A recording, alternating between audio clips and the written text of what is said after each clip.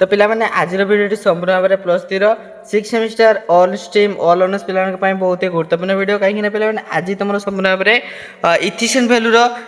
संपूर्ण भाव में तुम एग्जाम क्वेश्चन टी देखा कौन तुम 2024 रु तो पिला माने आमे जो अलग अलग इयर क्वेश्चन पेपर आलोचना करवा अलग अलग इयर क्वेश्चन पेपर आलोचना करने द्वारा तुमको मुझे गोटे आइडिया पशिज जे एग्जाम प्रकृत केमी कौन क्वेश्चन आसूँ आम केमी कौन लिखार अच्छे है तो पे अनेक सारा पे मन में बहुत गुड़े प्रश्न आसी थाए जे आम इथिक्सन भैल्यू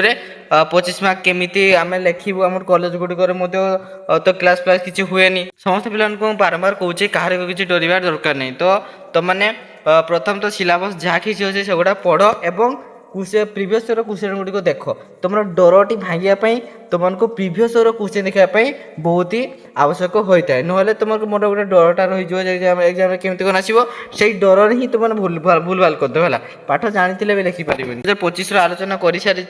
तो बर्तमान देखा 2024 तुम केमती कौन पकई है तो चलो देखिए तो तुम्हारा फास्ट क्वेश्चन टी देख कौन अच्छे पूरा इजी क्वेश्चन टा विश्व परिवेश दिवस मान डेस रे पालित हुए तो पे मैंने विश्व परिवेश दिवस तो मैंने समस्त जानते केते ना जून 5 तारिख केते ना जून 5 तारिख पालित होता है बुझीला तापर क्वेश्चन देखिए मोबाइल फोन एक साधारण व्यवहृत डेस मोबाइल फोन एक साधारण व्यवहृत डेस तो पे मैंने क्वेश्चन आंसर अच्छे देख तो पे जो मोबाइल फोन ता कौन व्यवहार देखिए कौन यूट्यूब देखापी ना गेमिंग ना कौन पाई ना ता भूल कहीं जो फोन टी तैयारी होता तार उद्देश्य कौन थी ना जोगाजोग है तेणु यह हम गोटे जोगाजोग उपकरण मोबाइल फोन गोटे जोगाजोग उपकरण देन तापर देखिए Q9 डैश गछर छाली मिलता है तो यहाँ मन रख Q9 हूँ आमर सिंकोना बोली गोटे गछ था से सिंकोना गछर छाली मिलता है क्यों गछ सिंकोना देन तापर देख डी नंबर कौन अच्छी विद्युतिक यंत्र गुड़िकर एक क्षतिकारक प्रभाव लेख तो बोले ना विद्युतिक जिनसर केमी कौन क्षतिकारक प्रभाव घटी थाए जमीक तुम लिखिपार विद्युतिक अग्निकांड हो पार अधिक शक्ति व्यय हो पार तो इत्यादि अनेक गुड़े क्षतिकारक प्रभाव गुड़िक अच्छी है तो तुमने लिखिपार है देन तापर देखो कृषि सम्बन्धी नैतिकतार गोटे उदाहरण दियो कृषि सम्बन्धी नैतिकता कहले ना देखो नैतिकतार एक उदाहरण हो जमीक आमर माटी और परिवेशर सुरक्षा है माटी आउ केमती परिवेश सुरक्षा हो पार देन क्षतिकारक रासायनिक कीटनाशक बदल जो केमती जैविक सार व्यवहार हो पार तो हम यार जो कौन कृषि भित्तिक नैतिकतार एग्जाम्पल दे पार देन तापर देखो तुम 2 नंबर क्वेश्चन अच्छी देखो जेकोसी 5 गोटे प्रश्नर उत्तर प्रत्येक को 7टी शब्द मध्य दियो तो देखिया देख सबुज प्रजुक्ति विद्यार लक्ष्य और आवर्ती को कमाइबा एटा कौन reduce recycling as a goal of green technology तो चलो देखिया देखो तो पे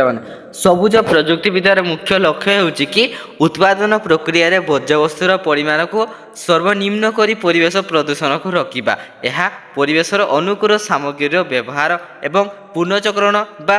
रिसाइकलिंग प्रक्रिया माध्यम प्राकृतिक संबर संरक्षण साहाय्य करता है बुझीगला देन तापर क्वेश्चन देखिबा कौन अच्छे तापर देखो कौन अच्छे तुम संबर यथार्थ उपयोग कौन है यहाँ तुम बी नंबर तो चलतु यार आंसर टी देखा देख संबर यथार्थ उपयोग कहले कि आम कौन बुझा ना देख प्राकृतिक संबर को समाजर सबु वर्गर लोकंर मध्य समान एवं न्यायपूर्ण भाव में बंटन करने को बुझाई थाए यह सुनिश्चित करे जे वर्तमान चाहिदा पूरण होगा सहित आगामी पीढ़ी पर्याप्त संबर सुरक्षित रहिबो तो पिला माने जो औद्योगिक नैतिकता है तो तार आंसर टी कौन हम तो कमेंट सेक्शन में जनातु तापर चलते आम डी नंबर टी आलोचना करवा गैजेट और यंत्र मध्य पारस्परिक क्रिया विषय तो चलते देखा देखु गैजेट और यंत्र मध्य पारस्परिक क्रिया देखो यह एक छोट उपकरण जोटा कि स्मार्टफोन एवं एक बड़ जंत्रपाति मध्य संयोग को बुझाई थाए यही पारस्परिक क्रिया फल कार्यगुड़िक स्वयंचालित हुए एवं अधिक दक्षतार सहित संपन्न होता है तापर देखो कौन अच्छी इ नंबर है मोबाइल फोन क्षतिकारक प्रभाव गुड़िक कौन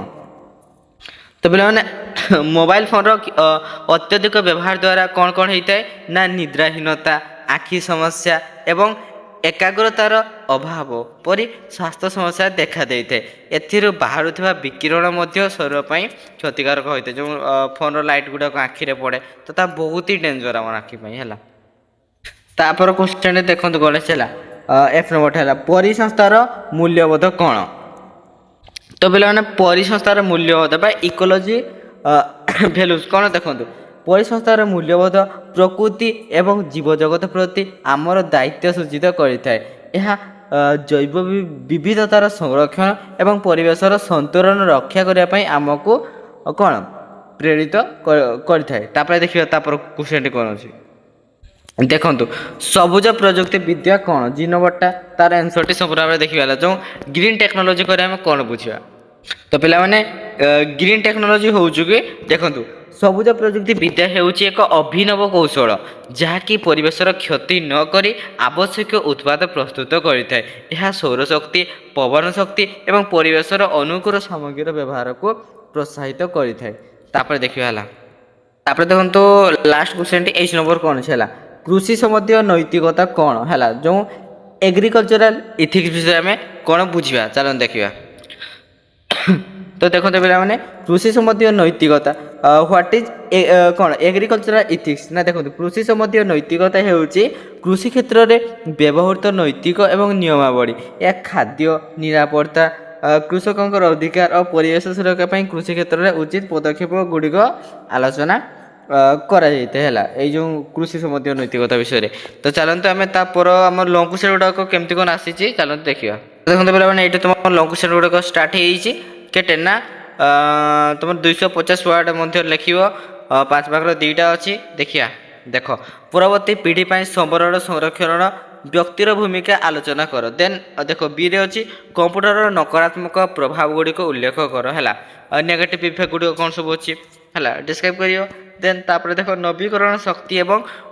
ଅଣନବୀକରଣ ଶକ୍ତି ମଧ୍ୟରେ ପାର୍ଥକ୍ୟ ଦର୍ଶାଅ। ଏଗୁଡ଼ା ମଧ୍ୟ ତୁମମାନେ ଲେଖିପାରିବ ଆରାମସେ କିଛି ଅସୁବିଧା ନାହିଁ। ତାପରେ ଦେଖନ୍ତୁ ସାମାଜିକ ଗଣମାଧ୍ୟମ ନୈତିକତା ସମ୍ବନ୍ଧରେ ଆଲୋଚନା କର ହେଲା। ତ ଏହିପରି ଭାବରେ ତୁମର ଆଜିର ସମ୍ପୂର୍ଣ୍ଣ ଭାବରେ ଆମେ 2024ର ଲଙ୍ଗ କ୍ୱେଶ୍ଚନ୍ ମାନେ କ'ଣ ଏକ୍ଜାମ୍ କ୍ୱେଶ୍ଚନ୍ ପେପରଟି ସମ୍ପୂର୍ଣ୍ଣ ଭାବରେ ଆଲୋଚନା କଲେ। ତ ଏମିତି ଯଦି ପଢ଼ା ରେଟ୍ ଦେଖିବା ପାଇଁ ଆମ ଚ୍ୟାନେଲକୁ ସବସ୍କ୍ରାଇବ୍ କରନ୍ତୁ ଏବଂ କମେଣ୍ଟ ମାଧ୍ୟମରେ ନିଜର ମତାମତ ଜଣାନ୍ତୁ। ଧନ୍ୟବାଦ ଜୟ ଜଗନ୍ନାଥ।